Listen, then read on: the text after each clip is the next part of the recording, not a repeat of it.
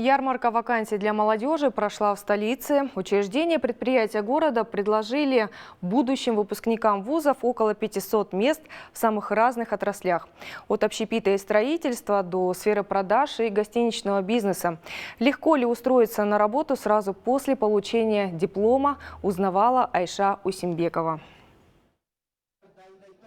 В этом столичном вузе сегодня не протолкнуться. Сотни выпускников вузов и безработная молодежь пришли сюда в поисках работы. Ведь здесь проходит ярмарка вакансий. Для руководителей компании это отличная возможность закрыть свободные позиции.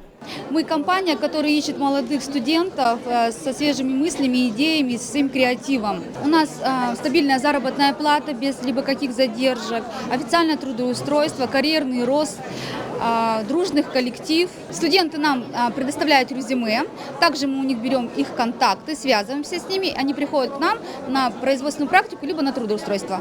Фариза Делимбетова – студентка 3-го курса. До заветного диплома еще год, но работу она уже подыскивает. Говорит, без опыта трудоустроиться сложно, а оббивать пороги работодателей для девушки стресс. На одной платформе находится 50 работодателей, более 50 работодателей, и это упрощает работу студентам, так как они могут не ходить и не давать свои резюме по разным компаниям, а подойти просто к определенной компании.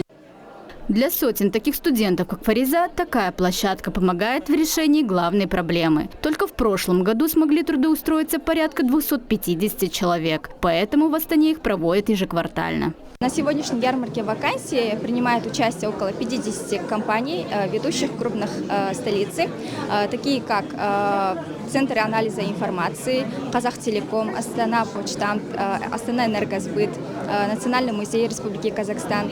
Основная цель – это реальное обеспечение трудоустройства выпускников, а также молодежи.